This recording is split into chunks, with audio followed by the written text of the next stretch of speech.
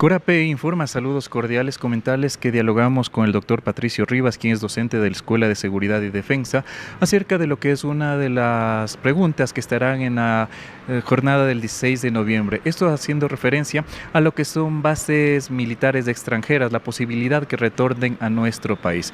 Sobre esto ha señalado que es importante conocer el aspecto geopolítico, también tener las experiencias de otros países donde ya se hace el combate al crimen organizado a través también de bases instaladas. Esto fue lo que señaló.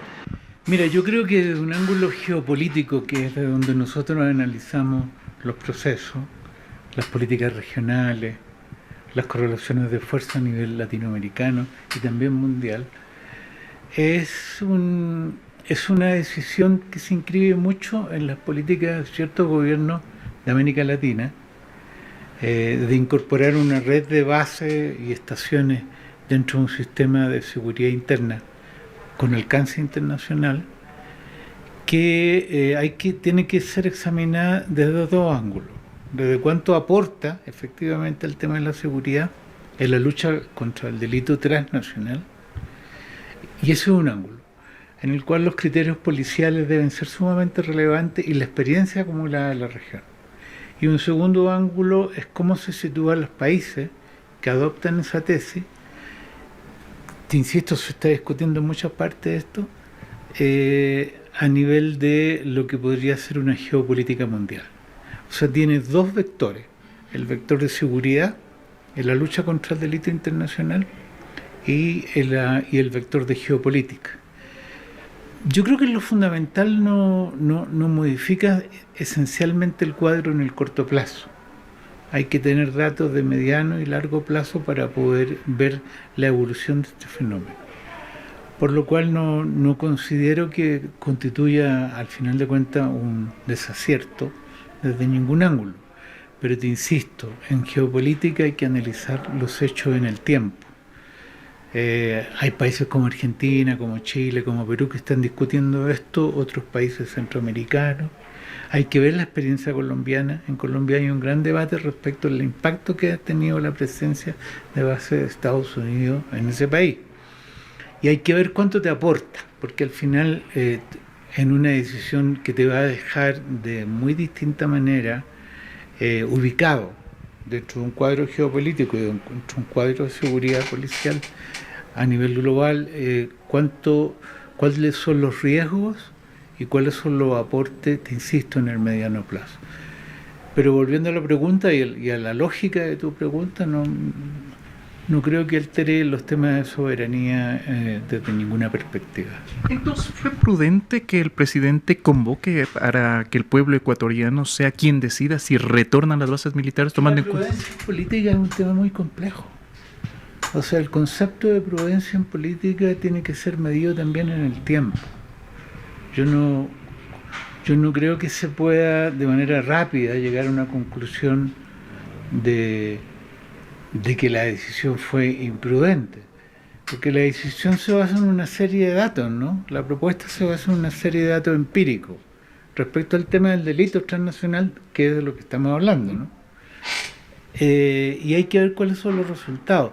Lo importante en una decisión de política de alta gestión pública es la capacidad que tú tienes luego de corregir si te equivocaste o de sostener el rumbo si tienes razón. Aún teniendo razón, puede más adelante llegar otro gobierno a decir que no estuvo y cambiarla. O aún no teniendo razón, se puede sostener en el tiempo. Entonces, la prudencia y la consistencia desde el punto de vista de la política es un tema bastante más complejo que el debate electoral. O sea, va mucho más allá. Es un tema de política pública y de política de Estado que se mide en años, no se mide en eventos de corto plazo. Entonces creo que habría que sacar, no para los electores que están sometidos a otras dinámicas, sino para quienes hacen los análisis y las reflexiones más generales, hay que sacar la discusión de la correlación prudencia-imprudencia, ¿sí? Porque te somete a un urgentismo. O sea, o hay que hacerlo ahora o no se hace, ¿viste? Sí. Que te construye una imagen, incluso psicológica. Yo creo que la medición hay que hacerla con el tiempo. Pero te insisto, aquí hay que trabajar con la experiencia colombiana, que es una experiencia muy aleccionadora. O sea, muchas universidades colombianas tienen enorme cantidad de estudios respecto a esto. Los gobiernos colombianos de distinto tipo, de distintas facturas, ¿no? En temas de los esquemas de teoría política e ideología, también han tenido distintas consideraciones, pero Colombia nos ofrece un laboratorio excepcional, de muchas décadas. Decir, bueno, pero mire, ahí está esa experiencia. Tú la puedes cuestionar o la puedes aceptar, pero tienes que tener argumentos. Y creo que se está acudiendo no de parte de las autoridades ecuatorianas, sino de parte de la comunidad que reflexiona sobre estos puntos, muy poco en la experiencia colombiana. Que no se cita, o sea, porque ahí tienen los datos. ¿Sí? Porque precisamente uno de los mayores aliados que está buscando precisamente con la visita de la secretaria de Estados Unidos es a Estados Unidos, más nos toma la experiencia, como usted lo menciona, de Colombia. Claro. Ahora hay que entender que Estados Unidos tiene intereses geopolíticos globales que los países latinoamericanos no tenemos. Entonces Estados Unidos está jugando en otro tablero de ajedrez el mismo juego. Y eso también hay que considerarlo y entenderlo. Y hay que entender que en Estados Unidos no hay una sola política en relación a los temas de seguridad hemisférica en lo que hace referencia al delito transnacional. Hay mucho más de una sola política. Entonces es un juego muy complejo que te implica y te obliga a ser muy riguroso en las mediciones, en cómo tú vas sacando conclusiones de lo que va ocurriendo en el tiempo y cómo vas corrigiendo si es necesario corregir, eso no lo sabemos, o alterar la medida. O sea, en definitiva, esto no es un problema de principio. Si tú lo pones en el campo de los principios, no podemos hacer una discusión política, ¿me explico, no? Porque la política internacional y la política de los distintos estados latinoamericanos se basan sobre el tema de ciertas metas y objetivos que tienen que ver al final de cuentas, obsérvalo tú, con la calidad de vida de la población. Porque eso es lo que debe estar en el centro, ¿no?, de la reflexión. O sea, el concepto de calidad de vida. Entonces ahí ya te fugas o te separas de una geopolítica pragmática, ¿no?, o de un concepto de seguridad absolutista. Y cuando tú sujetas tus reflexiones a esas dos nociones, puramente hay que considerarlas, se te difumina la noción de calidad de vida. O sea, al final de cuentas, ¿de qué estamos discutiendo? De la calidad de vida. O sea, las personas necesitan seguridad para desplegar sus capacidades, su existencia, su trabajo, su vida y sus contactos familiares como condición sine qua non del concepto de democracia. A nivel de geopolítica, ¿es viable que se instale, por ejemplo, en puertos una base extranjera? Lo que está buscando ahora, por ejemplo, es en Manta. En un inicio el presidente también mencionaba que una posibilidad sería las Islas Galápagos, pero después ya dijo que esto sería atentar también contra la naturaleza. ¿Los puertos es una buena alternativa en geopolítica? Mira, aquí hay un problema que nos está discutiendo, lamentablemente, puede ser que yo no lo haya leído, que nos está discutiendo en términos de lo que está ocurriendo con la seguridad, la lucha contra el crimen transnacional a nivel regional, que es el tema del puerto de Chancay en Perú. Ese es el tema. O sea, Chancay, que tiene muchas bondades y tiene muchas potencias desde el punto de vista del comercio, la economía regional, no solamente peruana, y un gran aporte de Perú a la apertura hacia los mercados asiáticos. Pero Chancay también va a ser un centro, ¿sí?, hasta donde se puede observar, también va a ser un centro de potenciación del crimen transnacional. ¿Qué te quiero decir con esto? Que es imperativo y es sustantivo que los países de la región del Pacífico, en América del Sur, nos pongamos de acuerdo de cómo aportamos a que ese puerto y esa gran inversión china en Perú no se reconfigure como un espacio de un nuevo nivel del delito transnacional. Ese es el tema, porque tú puedes tener mucha seguridad en Ecuador, pero si Chancay se te transforma en otra cosa que no es lo que nadie desea desde la autoridad peruana. Yo creo, y vuelvo a insistir, es un gran aporte a la economía latinoamericana el puerto de Chancay. a la apertura hacia los mercados asiáticos, es un gran aporte hacia las relaciones con China, que son importantes. Pero también ahí hay una potencialidad de riesgo. Y hasta ahora no se está discutiendo en América Latina la potencialidad enorme, no te estoy hablando menor, enorme de riesgo que eso tiene.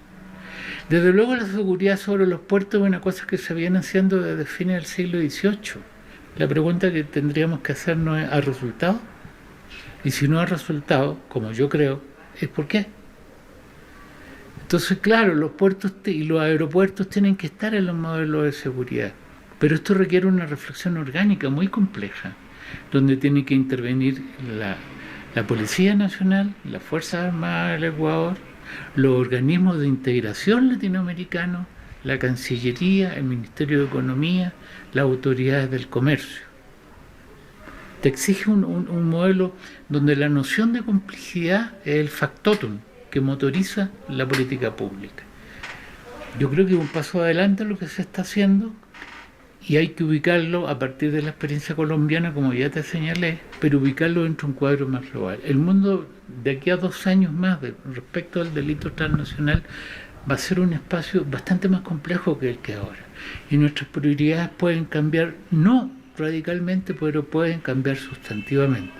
Entonces, vuelvo al segundo punto que ya te consigné, la flexibilidad de la política pública.